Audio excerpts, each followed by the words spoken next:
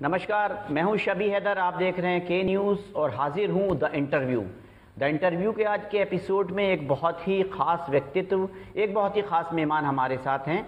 किसी परिचय का मोहताज नहीं है, लेकिन आपसे इनका परिचय कराते हैं। डॉक्टर राजेंद्र पाल सिंह सर, के न्यूज़ में आपका स्वागत है। समय देने के लिए बहुत बहुत शुक्रिया। मेरा सौभाग्य। आज के इस एपिसोड में हम बात करेंगे डॉक्टर राजेंद्र पाल सिंह के व्यक्तित्व पर, किस तरीके से आईपीएस बने।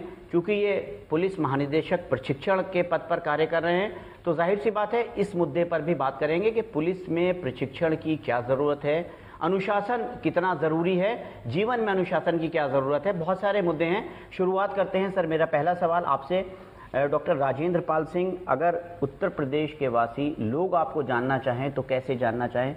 आपकी पारिवारिक पृष्ठभूमि क्या है, कहाँ से आते हैं और आईपीएस कैसे बने? उत्तर प्रदेश का ही मैं मूल निवासी हूँ शबी जी। शाहजहानपुर पास ही में जनपद पड़ता है, वहाँ के रहने वाले। वहीं पर मेरी पैदाइश हुई है। पिताजी पार्टीशन के बाद यहीं पर चले आए थे। अपना व्यवसाय उन्होंने यहाँ पर बसाया, बनाया और मुझे अच्छी तालीम दी, जिसके फलस्वरूप मैं आज इस बदौलत आईपीएस बना हुआ हूँ। और 1986 के एग्ज़ाम में मेरा दूसरा अटैम्प्ट था। पहले अटैम्प्ट में मैं इंटरव्यू तक पहुंचा, लेकिन फाइनल लिस्ट में नाम नहीं था। दूसरे अटैम्प्ट में मैं आईपीएस आया, और चूंकि मुझे अपना होम स्टेट ही मिल रहा था यूपी में, आईपीएस में बहुत टॉप लेवल पर था, तो फिर मैंने तीसरा अटैम्प्ट नहीं दिया। उस समय 3 अटैम्प्ट दिए थे और उसी पर मैं प्रसन्न रहा और आज आपके बीच में मौजूद हूँ। बहुत अच्छा सर। क्या आपने पहले से सोचा था आपको आईपीएस बनना है? थोड़ा सा फैमिली बैकग्राउंड के बारे में बताइए। पिताजी क्या करते थे? क्या कोई फैमिली का प्रेशर था आईपीएस बनने का, या आईपीएस बनने के कैसे जो है वो? फैमिली का कोई प्रेशर नहीं था, क्योंकि पिताजी तो व्यवसाय में थे, पर उनकी बहुत चाहत थी कि मैं सिविल सर्विस में आऊँ। शाहजहानपुर में एक प्रोमिनेंट व्यवसायी थे, और इस वजह से उनके वहाँ पर तमाम ताल्लुकात, जितने भी डीएम और एसपीस होते थे, उनसे उनके संबंध अच्छे रहते थे। और जब मैं छोटा भी था तो मुझे कभी डीएम से मिलाने, कभी एसपी से मिलाने ले जाते थे। वो एक प्रकार से मोटिवेशन होता था। पर उससे ज़्यादा जो मैं आम तौर पर देखता था, जो मैं जिस मोहल्ले में हम रहते थे, या छोटा सा शहर है, लड़ाई झगड़े के बहुत सारे बिंदु होते हैं वहाँ पर, तमाम लड़ाइयाँ दूसरी। तो मुझे ऐसा महसूस होता था कि पुलिस यदि चाहे तो निश्चित तौर पर त्वरित न्याय पीड़ित आदमी को दे सकती है। तो उस लिहाज से मैंने सिविल सर्विस के प्रति मेरा भी रुझान हुआ।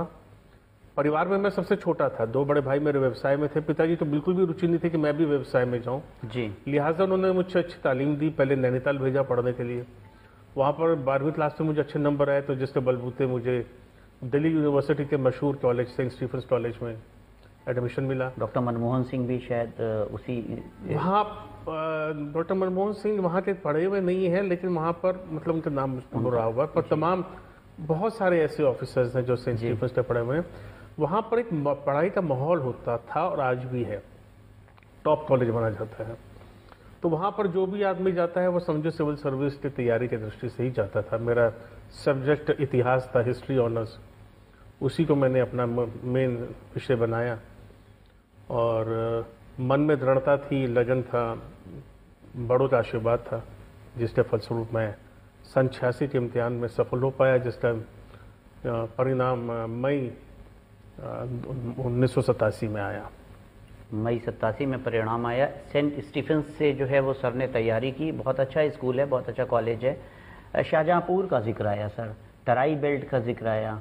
तराई से आपका ताल्लुक़ है। तराई की उस समय, अभी तो चलिए अभी भी समस्या हैं, लेकिन उस समय तराई की जो समस्या थी, चाहे वो गन्ना हो, चाहे वो चीनी मिल हो, एक टेररिज्म जो है वो उस क्षेत्र में जो है वो एक उसको हुआ रहा था। तो कभी क्या आपने इस तरीके का कोई इंसिडेंट आईपीएस बनने से पहले देखा? नहीं, ऐसा कुछ भी नहीं। हम लोग बड़े अच्छे से सद्भाव माहौल में वहाँ पर रहे हैं, और ऐसी समस्या नहीं आई थी। और जो समस्या आप बता रहे तराई बेल्ट में, वो रूरल बेल्ट में थी जी, जबकि हम प्रॉपर शहर में रहते थे जी। तो शहर में ऐसी कोई समस्या नहीं थी। शहर में कोई समस्या नहीं थी। सर, अगर हम आपसे सवाल पूछें, आज के जो बच्चे हैं, आज का जो नौजवान है, वो सिविल सर्विस में आना चाहता है, आईपीएस आईएएस बन के देश की सेवा करना चाहता है, लेकिन उस वक्त के एग्ज़ाम में और आज के एग्ज़ाम में, उस वक्त की परिस्थिति में और आज की परिस्थितियों में फ़र्क आया है। बहुत सारी चीज़ें चेंज आई हैं। किस तरीके से वो तैयारी करे, किस तरीके से वो मतलब क्या जो कामयाबी है, जो सफलता है, उसका सूत्र वाक्य क्या होगा, किस तरीके से वो आगे बढ़े? देखिए, पहली बात तो मैं सिविल सर्विस के बारे में जानना बहुत ज़रूरी है कि जब वो सिविल सर्विस का इम्तिहान है, मेरे ख्याल से इंडिया का सबसे मोस्ट इंटेलिजेंट इम्तिहान है, और वो इस इम्तिहान के मार्फत वो एडमिनिस्ट्रेटर्स ढूंढ रहे हैं, वो एकेडमिशियंस नहीं ढूंढ रहे हैं जी। तो मैंने इसलिए बहुत बार देखा है जो अपने कॉलेज में और पोस्ट ग्रेजुएशन में बहुत अच्छा करते हैं, एकेडमिशियंस हैं, पर प्रायः वो इस इम्तिहान में फेल हो जाते हैं जी।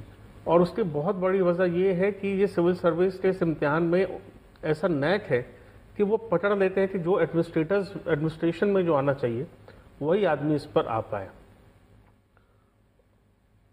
दूसरी बात ये है कि ये पूरे साल भर का इम्तिहान है, एक पूरे साल भर प्रीलिम से लेकर इंटरव्यू तक का पूरे साल भर का एक दौर चलता है। पहले आप प्रीलिम्स में पास होते हैं, फिर मेंस में आते हैं, मेंस के भी रिटन इम्तिहान है, फिर आप इंटरव्यू में जाते हैं। तो वो व्यवस्था आज भी वही चली आ रही है जो 35 साल पहले जब हमने दी थी तब भी चल रही थी। वो व्यवस्था में कोई अंतर नहीं है जी। कुछ विषयों में कुछ पैटर्न में बदलाव आया है जी। तो वो भी बहुत ज्यादा बड़ा कोई मेजर बदलाव नहीं है जी। बहुत जरूरी है कि आप जनरल नॉलेज, एक आपको सामान्य ज्ञान की एक नॉलेज बहुत मजबूत अच्छी होनी चाहिए। करंट अफेयर्स आपके बड़े मजबूत होने चाहिए, इसलिए आपको न्यूज़पेपर्स, एडिटोरियल्स वो पढ़ने की बहुत ज़रूरत है। और क्योंकि ये साल भर का इम्तिहान है तो इसमें आपको एक स्टेमिना भी रखना बहुत ज़रूरी है। जैसे एक धावक होता है जो 100 मीटर दौड़ता है, 400 मीटर दौड़ता है, एक मैराथन दौड़ता है। बहुत बड़ी बात बता रहे हैं सर। तो बहुत बार आदमी जो है 100 मीटर तो तेजी दौड़ लेता है पर वो मैराथन नहीं दौड़ पाता जी। एग्जैक्टली। और इसमें क्योंकि लंबी मैराथन है, साल भर का है, तो आपको बड़ा धैर्य रखना है और बड़ी सोच समझकर एकाग्रता से, फोकस से जाना है। बीच बीच में ऐसे क्षण जरूर आते हैं जब आपको ऐसा महसूस होता है कि आप इस इम्तिहान को छोड़ दें, बहुत हो गया। साल भर का ये संयम, ये भगवान भी आपके सब्र का, आपके धैर्य का इम्तिहान लेता है जी। तो उस समय भी हम जैसे बोलते हैं कि अगर आप मैराथन में दौड़ते हुए थक जाते हैं तो पैदल चलना चालू कर दीजिए, पर वापस मतलब मैदान से बाहर मत होइए। तो वही रणनीति मैंने सिविल सर्विस में तैयारी में भी अपनाई। जब मुझे ऐसा महसूस होता था कि मैं थक गया हूँ, परेशान हो गया, तो थोड़ा विश्राम ले लिया, दौड़ने के बजाय पैदल चल लिया, लेकिन वो हमेशा कभी भी इस मैदान को छोड़ने का नहीं सोचा। ये बहुत जरूरी है कि मैदान में बने रहे। उसके लिए डिटर्मिनेशन बहुत जरूरी है, कड़ा परिश्रम बहुत जरूरी है, डिटर्मिनेशन बहुत जरूरी है, और मन में एक सब्र, एक फोकस, ध्यान नहीं कभी बढ़ना चाहिए जी। उस साल भर में होता ये है, आज के बच्चे मैं देखता हूँ बहुत सारे फेल हो जाते हैं, इस वजह से है उस साल भर में वो 10वीं इम्तिहान दे रहे हैं और वो हर इम्तिहान में बैठते चले जा रहे हैं और किसी में भी सफल नहीं हो पा रहे हैं। यदि आपको इस इम्तिहान में सफल होना है तो आपको फोकस तरीके से इसी इम्तिहान पर ही ध्यान देना पड़ेगा जी। और आगे ईश्वर बड़ों का आशीर्वाद साथ में रहता है, पर इंटेलिजेंस, हार्डवर्क एंड थोड़ी बहुत किस्मत भी, मतलब लक भी इसमें काउंट करती है। बट यदि ये सब चीज़ें आपके पास हैं और एक सब्र है, एक साल भर की एक आपके पास धैर्य की सीमा है और आप इतना समय दे सकते हैं, तो निश्चित तौर पर इस इम्तिहान में बिल्कुल। मुझे ऐसा लगता है कि डॉक्टर राजेंद्र पाल सिंह ने जो बात बताई है वो किसी इंस्टीट्यूट में या किसी ट्रेनिंग के दौरान जो है, मुझे ऐसा लगता है कि इतना गूढ़ रहस्य कामयाबी का कोई शेयर नहीं करेगा। निश्चित तौर पर अगर आप एस्पिरेंट हैं, आप IAS IPS को क्रैक करना चाहते हैं, तो इस सूत्र वाक्य को ज़रूर जहन में रखिएगा कि आपको मन में कोई ढीला विचार नहीं आना चाहिए और चरैवेती चलते रहना है, परिश्रम के साथ आगे बढ़ना है। मैं इसमें आपको थोड़ा सा उदाहरण भी दूं। मैंने 2 अटेम्प्ट दिए और दोनों टाइम जो हमारा मेन इम्तिहान के जो विषय आते थे वो दिवाली से 2 दिन बाद आ रहे हैं। दिवाली मेरा प्रिय त्योहार रहा हुआ बचपन से जी। पर मेरा ये रहता था कि उस दिवाली के दरमियान भी हम तैयारियों में व्यस्त हैं, मन में ये ढांढस बांध लेते थे, चलो कोई बात नहीं, इस दिवाली नहीं अगली दिवाली अच्छी तरह से मनाएंगे जब सफल आ जाएंगे। तो ये अगर यदि धैर्य आप अपने मन में रख लेंगे तो निश्चित तौर पर आप सफलता पा लेंगे। निश्चित तौर पर।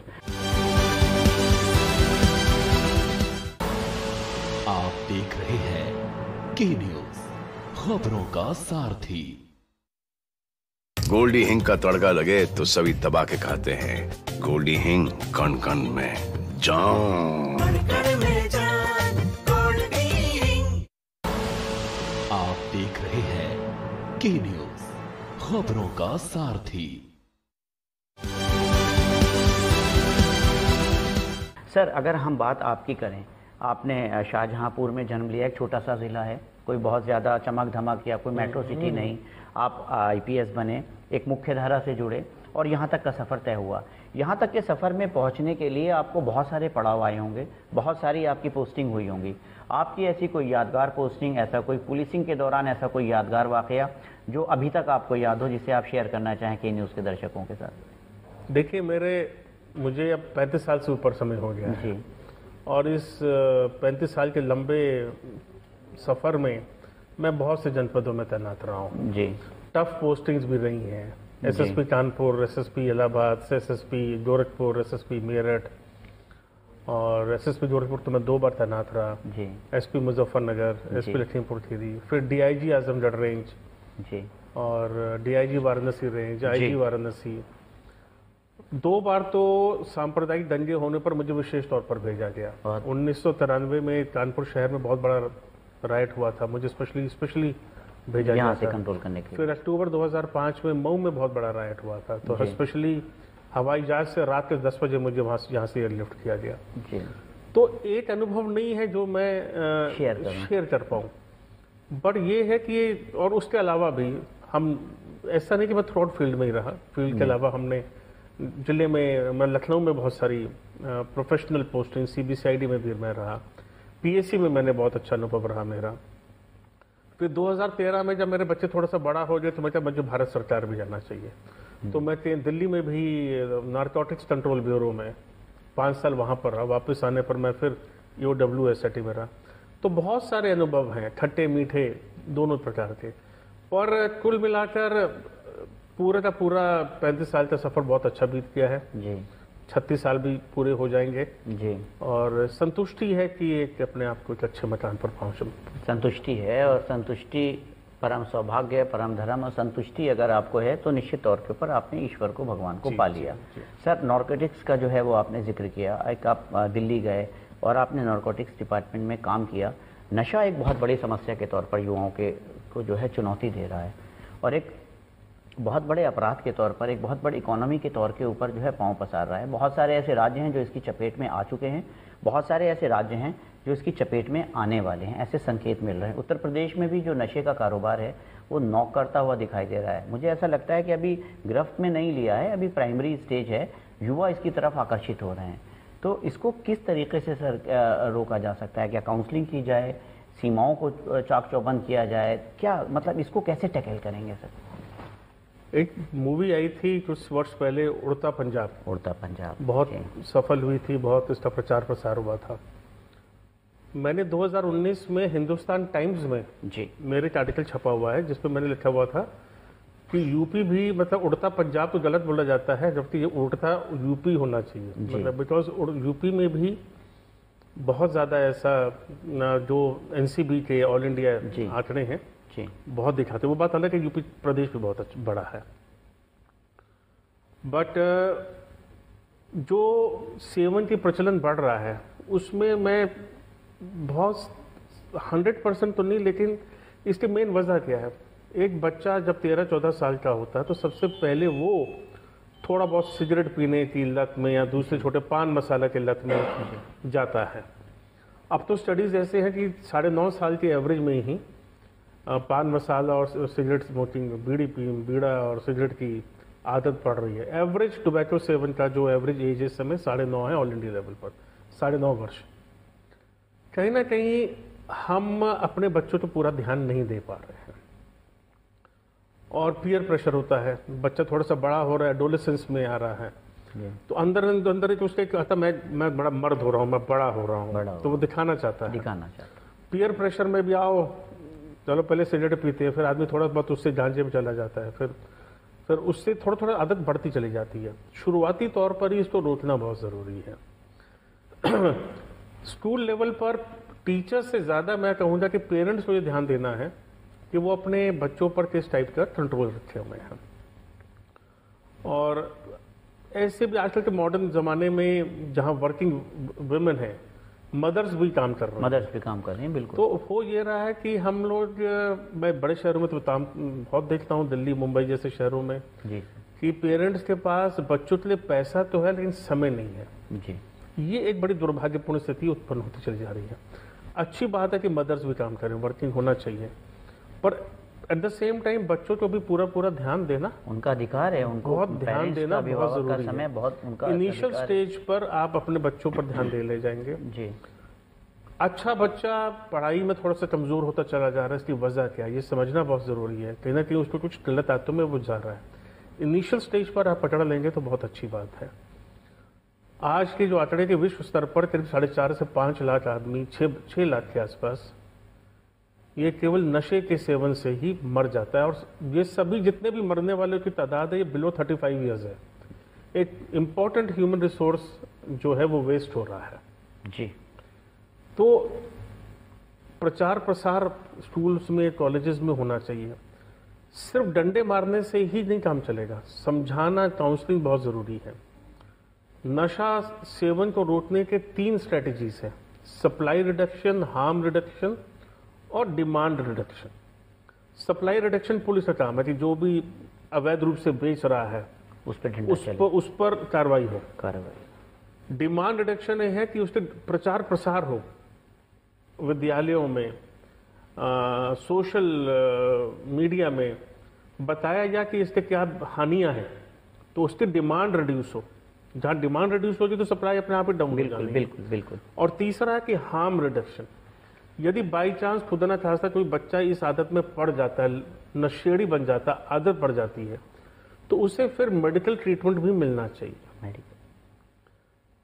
विश्व स्तर पर नशा सेवन को एक अभिशाप नहीं माना गया है, उसे एक प्रकार से डिजीज माना गया है कि जिस प्रकार से हाइपरटेंशन या डायबिटीज डिजीज होती है, उस तरह से नशा से एडिक्शन भी एक डिजीज है जो उसने अपने मर्जी से नहीं ली है, जाने अनजाने में उससे हुई, उसकी चपेट में आ गया, उसके चपेट में आ गया। तो इसके लिए उससे रिफॉर्मेशन के तहत भी उसका ट्रीटमेंट भी होना चाहिए।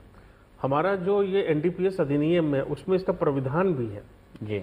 और ये भी है कि कोई शुरुआती तौर पर जो स्मॉल क्वांटिटी के साथ अरेस्ट होता है तो उससे रिफॉर्मेशन और एडिक्शन का मौका मिलना चाहिए जी। पर कहीं ना कहीं हम लोग इस मामले में बहुत ज़्यादा, इस चीज़ का बहुत ज़्यादा प्रचलन नहीं हो पाता है, तो सीधा जेल भेज दिया जाता है जी। माननीय मुख्यमंत्री जी उत्तर प्रदेश शासन ने अभी हाल ही में बहुत अच्छा कदम उठाया है कि इस चीज़ को अहमियत समझते हुए उन्होंने एक डीआईजी स्तर पर एक विशेष प्रकोष्ठ बना दिया है under ADG law and order, और उसमें डेडिकेटेड स्टाफ दिया गया है।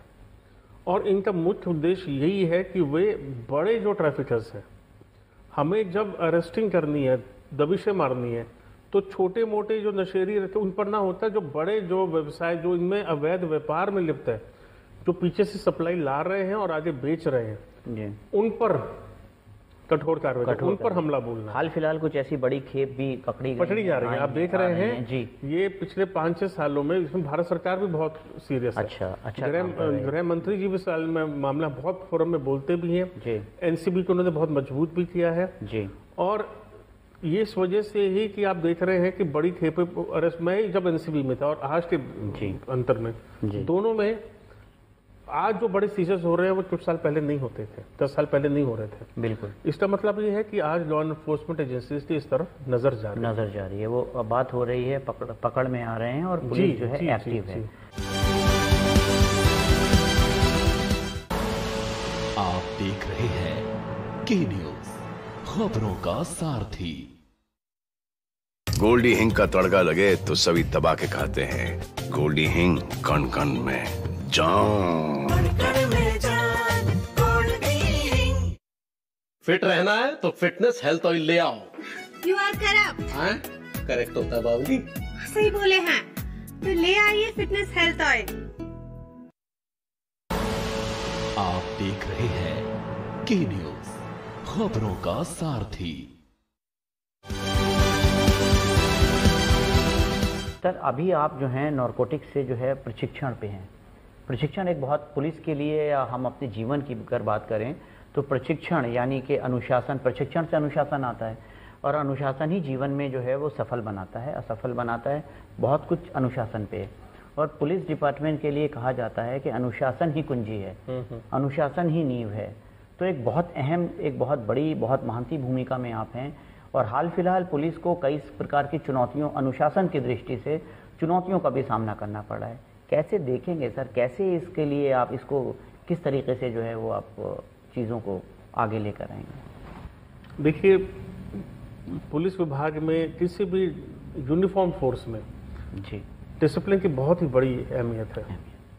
और पुलिस में दो चीज़ें बहुत ज़रूरी हैं। एक तो ईमानदार भर्ती, जिससे कि बिल्कुल जो मेरिट में आदमी भर्ती हो, और जब एक बार वो भर्ती हो जाता है तो फिर उससे प्रॉपर ट्रेनिंग दी जाए। वो ट्रेनिंग साल सवा साल जो भी उसके समय निर्धारित है होती है जी। उस ट्रेनिंग के दो पहलू होते हैं जो पुलिस में दी जाती हैं। पहला पहलू ये है कि वो डिसिप्लिन तरीके से आए, तो जिस भी पारिवारिक पृष्ठभूमि से वो आया हुआ है, जैसे भी हालातों में आया हुआ है, अब वो पुलिस परिवार में है। और डिसिप्लिन का सबसे पहला जो एक उसे फिजिकल मैनिफेस्टेशन आप बोल रहे हैं, वो होता है कि वो यूनिफॉर्म पहनता है। यूनिफॉर्म उसको दूसरे सर्विसेज से भिन्न बना देती है और उसे एक डिसिप्लिन के राह में डालती है। फिर आउटडोर है, परेड है, पीटी है, इन सब चीज़ों से उसके बॉडी लैंग्वेज में सुधार आता है। फिर समय से उठना, समय से सोना, समय से भोजन लेना और पढ़ाइयाँ, क्लास में जाना, इंडोर आउटडोर होता है। मेन पर्पस ये है कि वो डिसिप्लिन में हमारी एक रेजिमेंटेड फोर्स है। अन्य सेवाएं जो हैं वो इतनी रेजिमेंटेड नहीं होती हैं सिविल सर्विसेज में, पर हमारी रेजिमेंटेशन फोर्स है जिसमें सीनियरिटी का बहुत अहम है। कमांड एंड लीडरशिप बहुत इंपॉर्टेंट है। और एक जूनियर की जिम्मेदारी बनती है कि जो भी उनको वैलिड लीगल आदेश दिए जा रहे हैं उसका वो पालन करें। ये सारी चीज़ें वो उसे ट्रेनिंग के दरमियान आती हैं। फिर उसे मौके पर लॉ एंड ऑर्डर मेंटेन करना है, उससे कानून भी चलाना है, उससे तफ्तीशें भी करनी है। इस लिहाज से उसको लॉ भी बहुत बड़े अच्छे तरीके से पढ़ाया जाता है। हर आदमी तो LLB नहीं होता है, बिल्कुल, पर पुलिस में आकर वो LLB एक प्रकार से बन ही जाता है, क्योंकि एटलीस्ट कम से कम जो हमारे फौजदारी से संबंधित जितने भी कानून हैं उसमें उसको सिखलाई होती है जी। इन्हीं सभी वजहों से वो जो है फिर अपने आप को वो एक सक्षम अधिकारी बनकर या एक कांस्टेबल बनकर वो फील्ड में आता है। बिल्कुल। उत्तर प्रदेश में पुलिस महकमे का प्रशिक्षण एक बहुत बड़ा अंग है।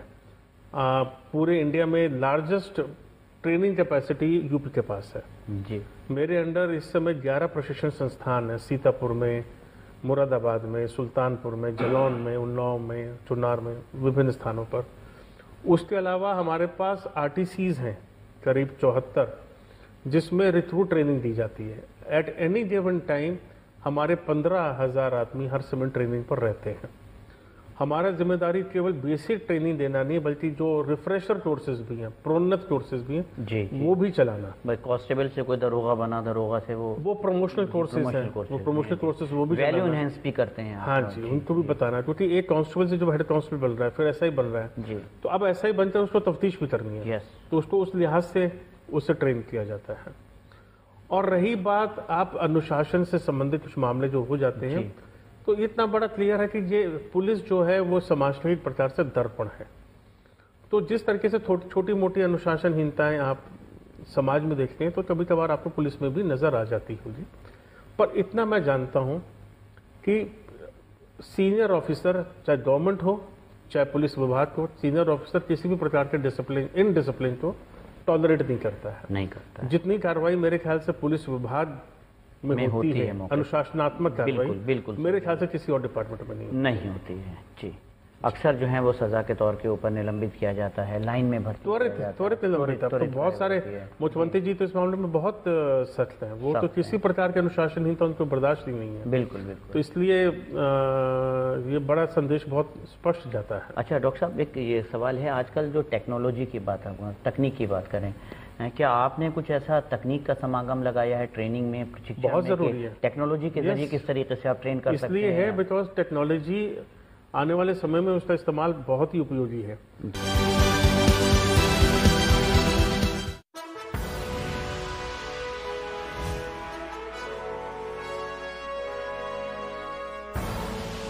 आप देख रहे हैं के न्यूज, खबरों का सारथी। गोल्डी हिंग का तड़का लगे तो सभी दबा के खाते हैं। गोल्डी हिंग कण कण में जान। फिट रहना है तो फिटनेस हेल्थ ऑयल ले आओ। You are correct. हाँ, करेक्ट होता है बाबूजी। सही बोले हैं, तो ले आइए फिटनेस हेल्थ ऑयल। नमस्कार, सेहत समाचार में आप सभी का स्वागत है। मैं हूं आपके साथ यशी शुक्ला। तनाव, घबराहट, मूड ऑफ होना या फिर उदासी, ये सब लक्षण जिंदगी में एक बार नहीं आते, ये हर दिन आते जाते रहते हैं। एक दिन में कई बार भी आ सकते हैं। इनकी आने और जाने की प्रक्रिया चलती रहती है, लेकिन इन वजहों से हमारे काम, हमारा रूटीन, हमारी बॉडी लैंग्वेज, शरीर में ऊर्जा का स्तर अमूमन ज्यादा प्रभावित नहीं होता। जब ऐसे इमोशंस आकर ठहर जाए और किसी के मन में अपना घर बनाने लगे तो दिक्कत है, जिस वजह से हमारे सामान्य काम भी प्रभावित होने लगे या उदासी का स्तर उस जगह तक पहुंचने लगे कि मन के भीतर से ऐसी आवाज आने लगे कि अब कुछ भी ठीक नहीं हो सकता। किसी से बात करने का मन बिल्कुल ना, उन सभी चीजों से मन पूरी तरह हट जाए जिनमें पहले काफी दिलचस्पी थी, और अगर रातों की नींद उड़ जाए तो समझिए मामला गड़बड़ है। बड़ी बात यह है कि हर तरह की डिप्रेशन का पूरी तरह इलाज मुमकिन है। शुरुआती काउंसलिंग से हो सकती है, और ज्यादा दिक्कत होगी तो शुगर और बीपी की तरह इसे दवा और लाइफस्टाइल में बदलाव के साथ मैनेज किया जा सकता है। अगर लक्षणों का ध्यान दें तो ज्यादातर बीमारियों को गंभीर होने से पहले रोका जा सकता है। डिप्रेशन भी हमारी ऐसी ही मानसिक परेशानी होती है। ये उदासी से किस तरह अलग है, कब डॉक्टर के पास जाएं, किन लक्षणों के आने के बाद इसे टालना खतरनाक हो सकता है, क्या इसकी दवा कभी बंद नहीं होती। अब बताते हैं कि कैसे होता है डिप्रेशन। डिप्रेशन यानी कि अवसाद।